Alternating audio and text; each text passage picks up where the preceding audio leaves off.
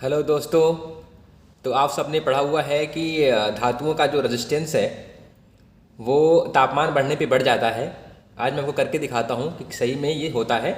तो ये हमारे पास एक रूम हीटर का एलिमेंट है और अभी ये ठंडा है, इसका प्लग निकला हुआ है। तो अभी हम चेक कर लेते हैं इसका रेजिस्टेंस कितना है। तो मैं इसको यहाँ टच करने वाला हूँ। तो पहले मैं आपको चेक करा दूँ कि इसमें कंटिन्यूटी है, मतलब ये दोनों सिरे आपस में जुड़े हुए हैं। एक मिनट, इसे कंटिन्यूटी में नहीं किया है। हाँ, ठीक है। आप देख रहे हैं वैल्यू घट बढ़ रही है। ठीक है, ऐसे क्यों होता है? क्योंकि अगर रेजिस्टेंस कम होता है तो बीप की साउंड भी करता है। अगर रेजिस्टेंस ज़्यादा होता है तो वो कई बार बीप का नहीं करता है। वो नंबर्स यहाँ 1 है ना, अभी ओपन दिखा रहा है और ये आ रहा है, मतलब कंटिन्यूटी है।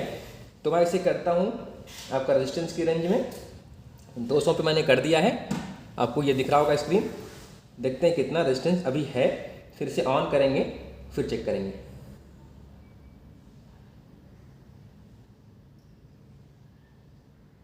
तो दोस्तों 97.8 ओम, इसे 98 ओम मान लेते हैं हम लोग। अब इसे हम लोग क्या करेंगे, गर्म करेंगे। अब इसे मैं लगा रहा हूँ सॉकेट में, ऑन कर रहा हूँ। अब इसे थोड़ा गर्म होने देते हैं, पूरा गर्म होने देते हैं। तो 98 ओम था नॉर्मल टेम्परेचर पे, अभी करीब टेम्परेचर होगा हमारे यहाँ 18 से 20 डिग्री सेल्सियस। तब पे आपका आ गया था 98 ओम। और अभी देखते हैं ये जब गर्म हो जाएगा तो हम प्लग को वहाँ से निकाल के चेक करें। क्योंकि कभी भी जब करंट फ्लो हो रहा हो तो रेजिस्टेंस चेक नहीं करते हैं। हमेशा आप उस सर्किट को क्लोज ऑफ कर दीजिए, बंद कर दीजिए, ओपन कर मतलब उसे पावर कट कर दीजिए, फिर से आप रेजिस्टेंस को चेक करिए। ऐसा ही करना होता है।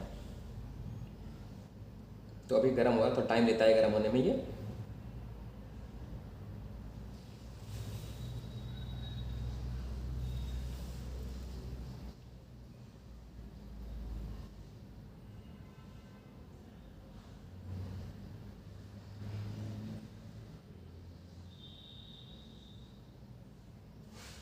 जी, गर्म होना शुरू हो गया है।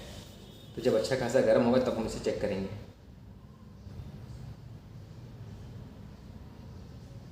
आपको अब लाल दिख रहा होगा हल्का हल्का।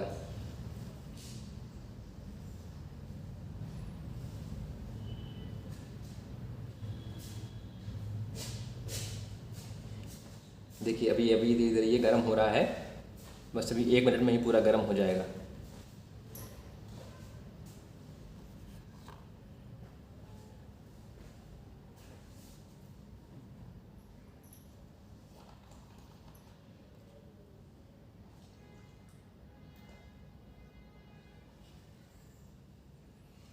तो देखिए दोस्तों, ये गर्म हो गया है। बस 10-20 सेकंड और वेट कर लेते हैं, फिर इसे हम लोग अनप्लग करके इसका रेजिस्टेंस चेक करेंगे।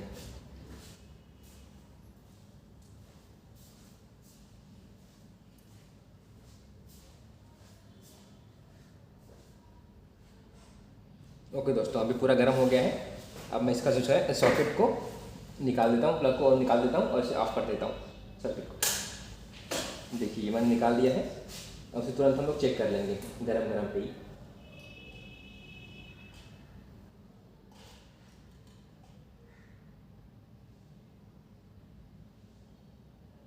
देखिए जब कूल था तो उसका था 97.8, अब इसका रेजिस्टेंस हो गया है 100।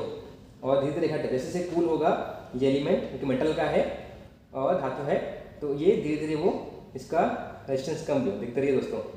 देखिए 105 तक पहुंच रहा था इसका रेजिस्टेंस, जब ये गर्म हो गया है पूरा। देखिए ठंडा हो रहा है, अब ठंडा होता जाएगा, इसका रेजिस्टेंस वापस नॉर्मल हो जाएगा। देखिए तो क्या होता है, ये धातु की प्रॉपर्टी है कि हीट बढ़ने पे रेजिस्टेंस बढ़ जाता है। तो होता क्या है, ये मैं क्यों दिखा रहा हूँ, जब कहीं आप पतला तार यूज कर लेते हैं ना आप और करंट ज़्यादा लेते हैं, तो क्या होता है, पहली बार उसकी क्षमता नहीं है तार की करंट ज़्यादा फ्लो कराने की। आपने हाई करंट फ्लो कराया तो हीट होगा, तो हीट करने से वो और क्या करेगा, वोल्टेज ड्रॉप करेगा, पावर लॉस करेगा और उसका तापमान और बढ़ेगा और हीट डिसिपेट होगा। और एक समय के बाद आपका तार जो है वो गल जाएगा। तो ओवर करंट होगा, ओवर हीट होगा, तो गर्म होकर पिघलेगा, तो कई बार वो शॉर्ट भी हो जाएगा अगर तार आसपास है, और या फिर उसमें आग लग जाएगी। तो इसलिए आपको सही साइज का वायर यूज करना चाहिए और प्रॉपर ये कि देखिएगा कि तापमान उसका सही रहे। देखिए अगर उसको नॉर्मल टेम्परेचर अपने क्योंकि कूल हो गया हमारा एलिमेंट तो वापस अपने पुराने रेजिस्टेंस वो को पा लिया है और ये हुआ। तो ये दोस्तों लाइव आपका मैंने दिखा दिया आपको कि तापमान बढ़ने पे आपका धातुओं का प्रतिरोध बढ़ जाता है, उनकी जो करंट कैरिंग कैपेसिटी और कम हो जाती है। इसलिए आप सही प्रॉपर साइज का वायर यूज करिए अपने लोड्स के लिए, जिससे कि वो उस करंट पे उतना हीट ना हो पाए और करंट को सही से फ्लो कराएं।